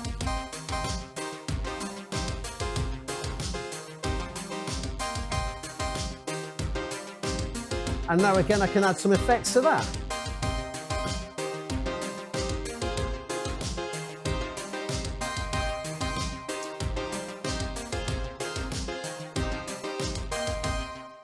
So all of that is just done kind of just randomly stood in front of you here, just on this one thing. Now, the really nice thing about this is, as I say, we have different synthesizers. We have 2 synthesizers in here, and I can make really big use of those. At the minute, you can, I don't know if you can see, but I have like a scale on here. That's like a minor scale. So I'm missing all of the notes, not all of the notes, I'm missing some of the notes that don't exist in that scale of music. Which is great because it means I can't play any wrong notes. So that kind of helps me out. But if I do want all the notes, I can go to my scales page, and now you might be able to see here I have 2 black notes and 3 black notes, just like 2 black notes, 3 black notes here. So I have all the notes if I want them, but if I don't want them, if they get in the way, I can just get rid of them, strip them out, and use a scale mode. So using the chromatic setup is quite nice as well. And I've got different sounds on here. I mean, I'll just get rid of that one, and let's go to my presets. Loads of sounds to play with. I've got different pages.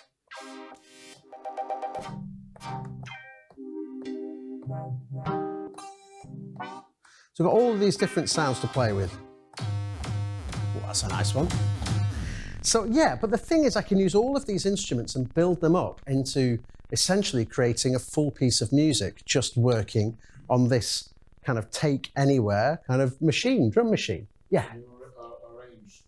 You can indeed, yeah, absolutely. So let's see, what have we got? I have some projects on here. This is very handy because we've got people who are better than I creating music to go on here. But if I just choose one, let's just randomly choose this one. I like this one actually. So this is basically a full piece of music made just on this box. And again, I could kind of just say, okay, this will probably kill my camera, will it? No, I won't do it. But you can use this to make essentially a whole thing. Now, we work with what we call patterns in here. And a pattern can either be a single bar or 2 bars, or you can make use of clever ways of the speed of the pattern to make it 8 bars if you want. But we have 8 patterns in total, and we can join those patterns together to run through. So we can make arrangements on the circuit tracks directly.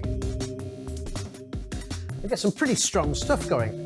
All of this stuff was made, I don't know if you've maybe come across on YouTube, a guy called Red Means Recording. He did all of the presets and the packs for this, which was really nice.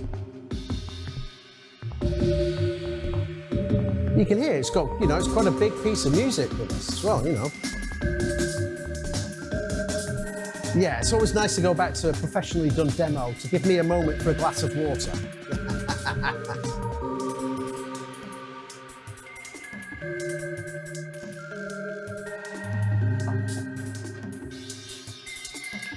Where are we? So we're only here, and we've got another 4 patterns or 4 scenes to go. And I'm guessing that's probably going to be close to about 2.5, 3 minutes worth of music just in a single project. But we have, let's see, we've got, 64 projects on here as well. So I can use all of this space to build a big live set. Yeah. Now, while this is playing, I'm going to go to my circuit rhythm. I go to my grid effects. Circuit rhythm has got these really cool effects. I'll talk about this in a moment.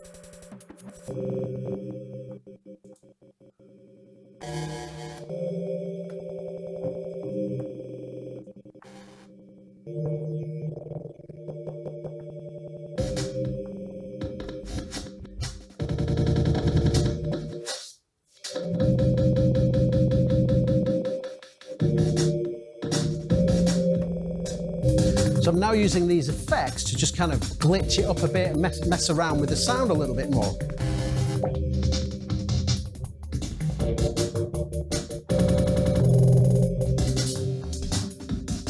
Yeah, so where am I going with this? Yeah, I kind of just had a little moment there. Yeah, good, nice question. Yeah. Oh. Yeah, it's already on. So you said reverb is here. Yeah. Do I need a sheet? No. That's a really good point, and something I should definitely talk about for these products, because the first thing that you might see is there is no screen on them. And that is obviously a challenge initially for people because, how do I know where the reverb is? How do I know where the sounds are? What controls have I got? One thing I would say is I think it takes no time to get used to this workflow very quickly. I mean, in answer to your particular question about the reverb and the delays, for example, Again, I've just gone to an empty track. Let's just make something very quickly from scratch. So I've got some drum sounds here.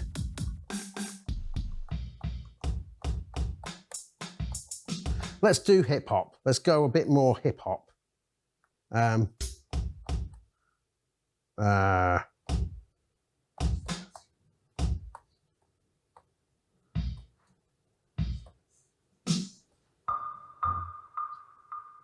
Yeah, and then, okay. It's not the best hip hop track ever, but you were asking specifically about reverbs and the delays on these. So I have a page here that says FX.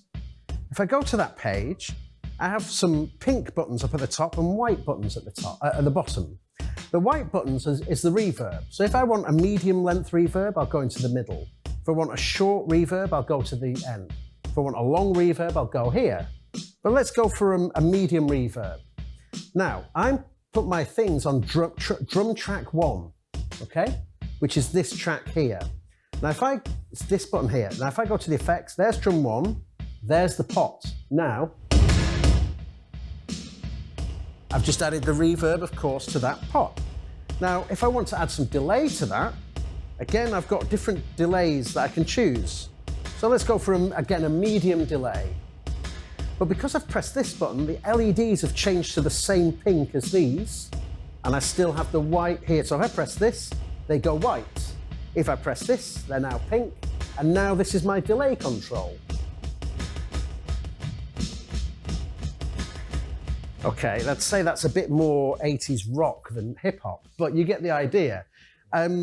So initially you might think, well, how do I know where I am, what I'm doing? The big thing is here, and perhaps it's a bit difficult to tell on the screen because we've got all nice kind of colored lights around here.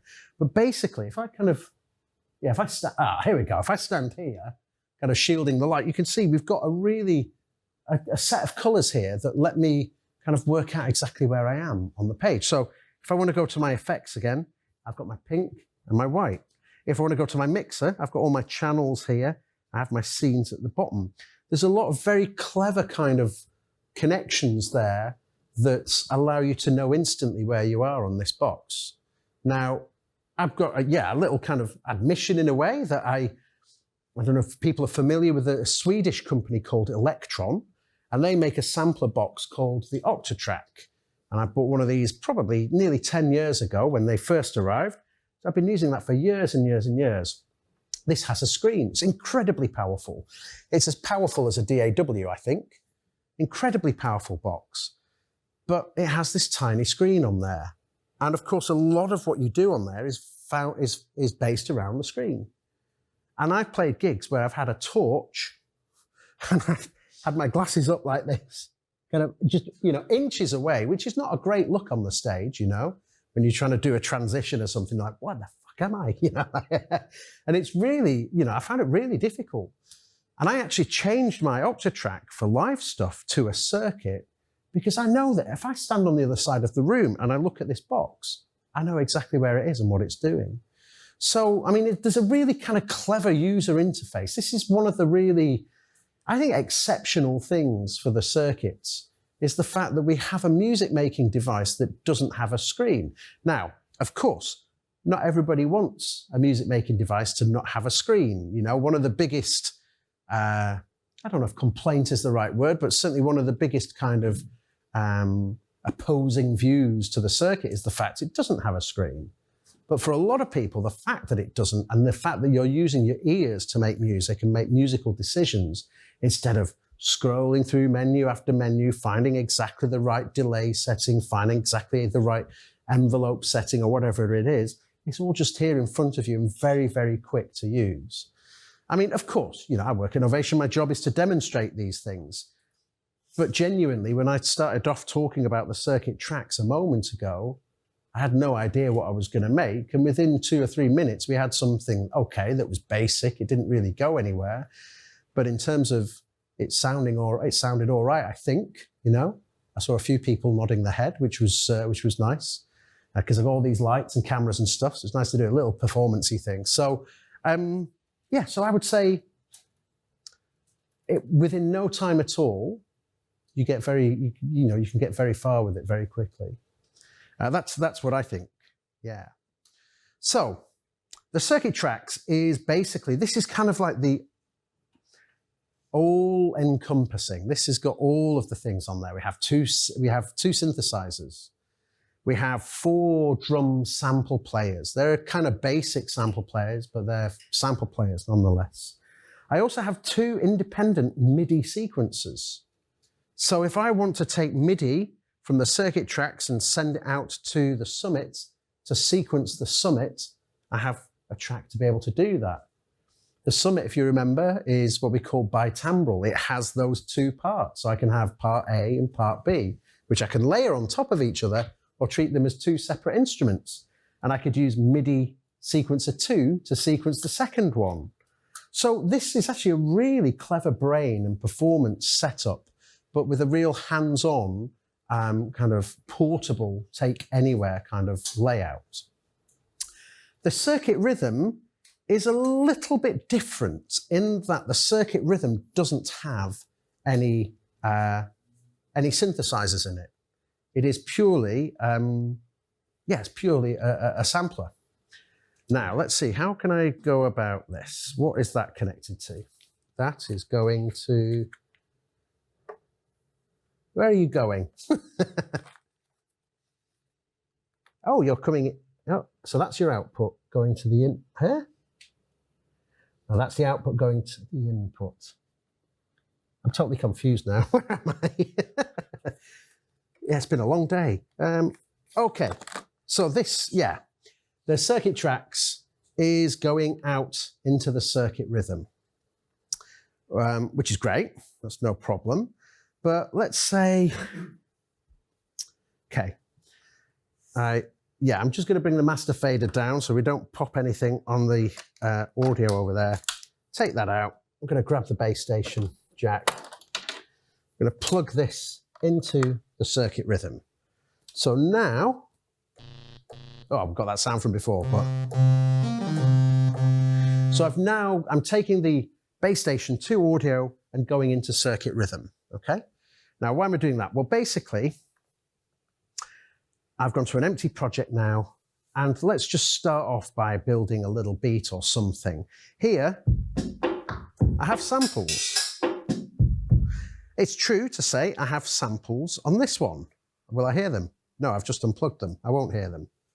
Yeah, I'll plug you in there instead. Okay. Wait, sorry about that. Okay, let's start that again. So yeah, so I have sounds and samples on here. Drum sounds, but these are generally just single hits.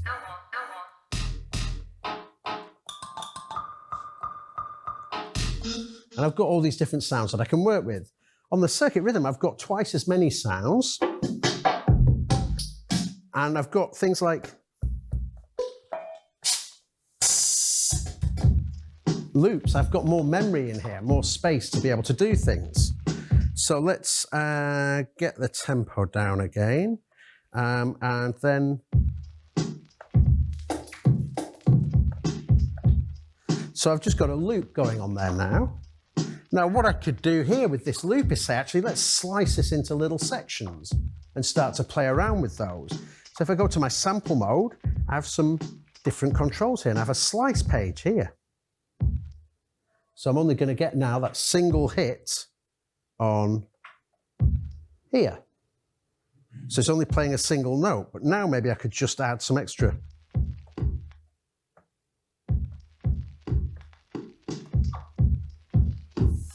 So I've taken that sample, I've started to play around with it a little bit. I have some distortion here that I'll just add to it, and a filter.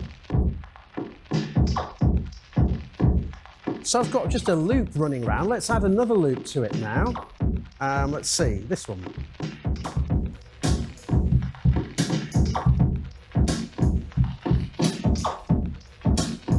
Okay, so just start to build this stuff up. Now I'm going to try and find a pitched instrument. So we've got a nice pitched instrument there. So I'm going to go to a different page now, and again, I've got a keyboard, so I can just record something in here.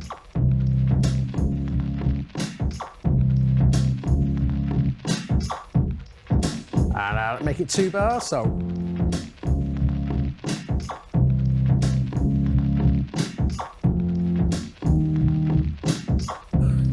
Again, maybe add some reverb to that part, so.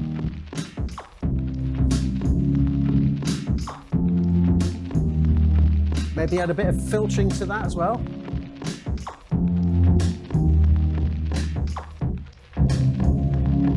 I can record this as well, so I can just hit the record button.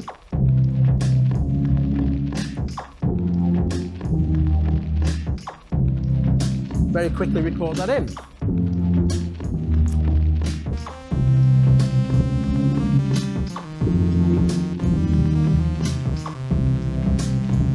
Great, so I've got some nice stuff to play there, that's great. What if I want to record my own sample in now? So if I go to the sample record page here, I can find my sample slots. Here's one, and I can say, okay, let's make this a fixed length recording of 2 bars. And yeah, I think, yeah. I'll put on the threshold. Threshold means that when I play a note on the bass station, it's going to push it into record. So it's going to automatically go into record, and then I'll record my bass station directly into this circuit rhythm. Let's get threshold on. That's not the right button. It's this one. No, it's not. That's resample. It's this one.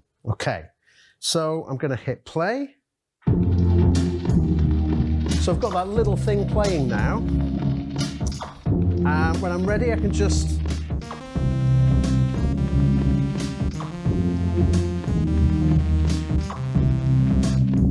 I forgot to hit the record button. I'll do that again now. We'll get it ready to record.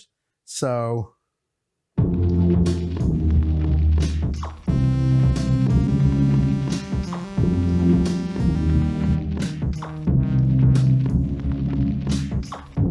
now, if I listen back to that,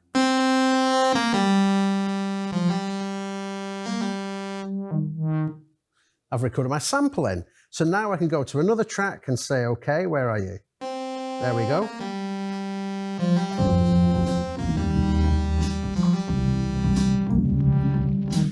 Add some effects to that as well.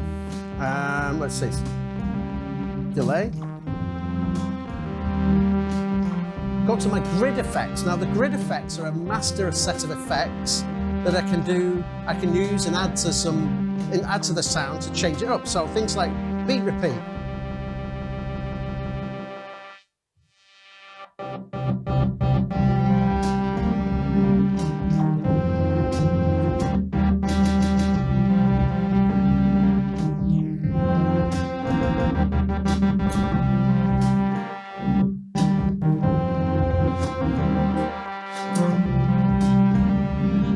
Go to another track. Let's get another break beat in there now.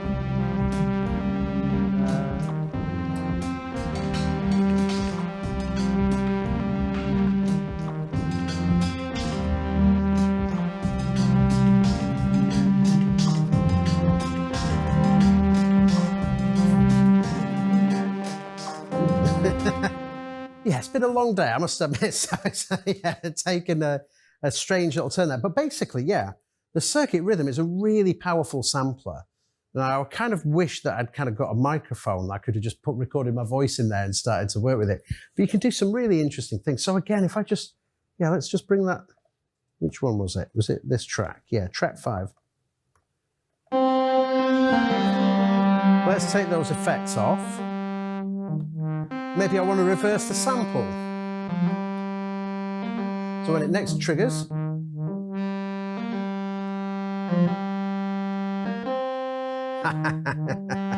didn't sound very backwards, I guess, because I was just playing it from a straightforward keyboard sound. But again, I can slice that into different sections and say, okay, let's go to note.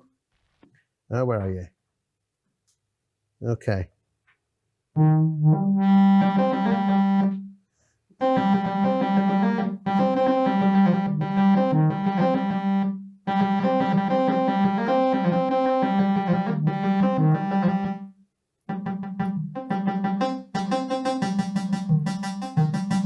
So just taking this sample from the base station there, just taking it into a totally different place now.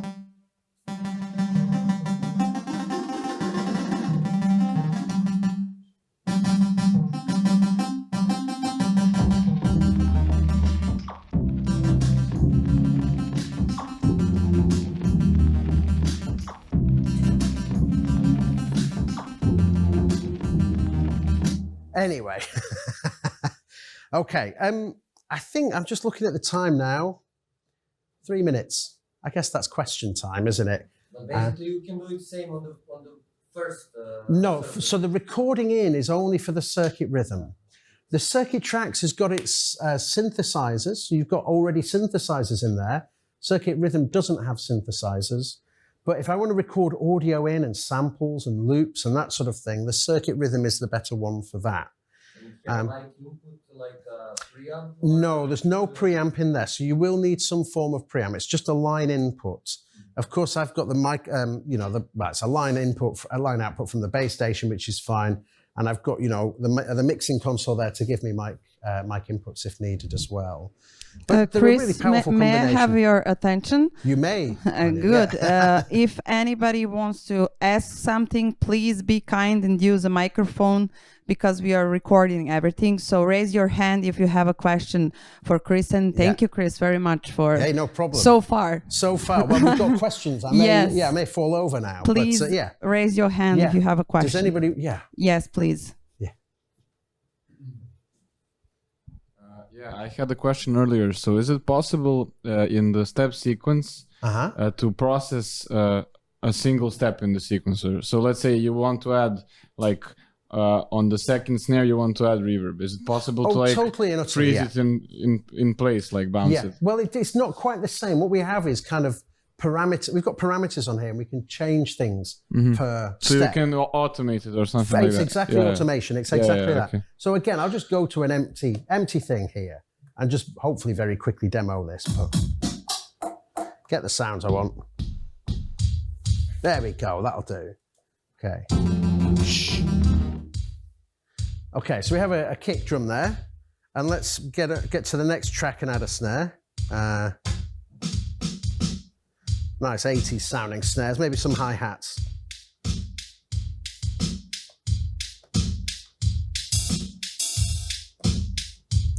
Okay, so let's say on this hit, I want reverb, but I don't want it on any of the others as well. Now we have to get a little bit clever with this because we're doing some interesting things. There's a couple of things I could do. I could go to my effects here. Which track are we on? We're on drum 2. Okay. I can hit record and keep it pressed down and go to my effects page. And when I want to just add the... Can you add those like you have those like pad effects, like glitchy stuff? Can you automate the like pad effects? Right, so the pad effects, no, these are performance effects. So that's only for the live performance. Yeah, the grid effects are only available on the circuit rhythm. They aren't on the circuit tracks. But again, there's some interesting stuff there as well. I'll just very quickly maybe show you that. Because we've got this, sorry about this piece of music again, but... Right, so we made that amazing track before, and we have the grid effects here, so. Okay, so maybe we want to take that, make that into a sample so we can further process it. Well, if I go to my sample record page, whoop, shut up. Okay, I can go to an empty sample position here, and I can turn on RSP, resample, okay? Now, when we record the sample in, we're listening to everything that the circuit rhythm is playing. So I can go to my grid effects here, arm record. Oh, hang on, is that right? No, I beg your pardon, I'm on this page. Arm record, go to the grid effects, and when I hit play,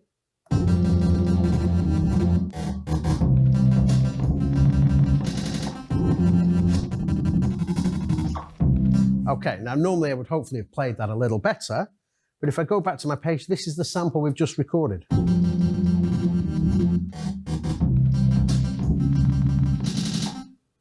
Yeah, so you can make like switch ups and things like that. Yeah. So you can record that. Now the clever thing is there, if I have a track set up to already have that sample in there, even if there's nothing recorded into that sample, I can treat this like a clever looper with a whole load of really nice effects and stuff in there.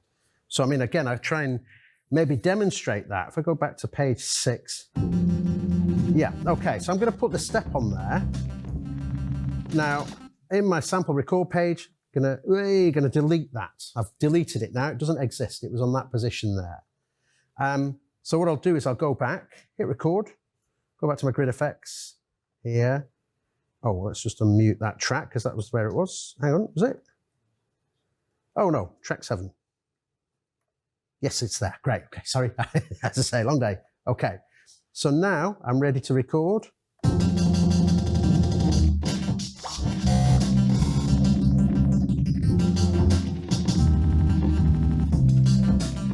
Now if I just unmute that.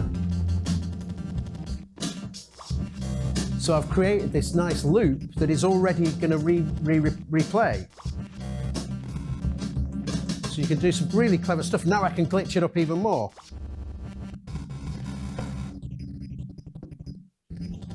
Okay, it's getting a bit crazy now, but you can do it. So you can do a lot of interesting things and treat this a bit like a looper as well, which I think is a really clever way of using the circuit rhythm.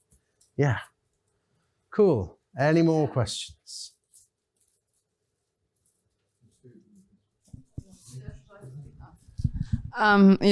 Da li neko ima još neko pitanje? Anyone? Or No. we are gonna wrap it up? I want to wrap it up.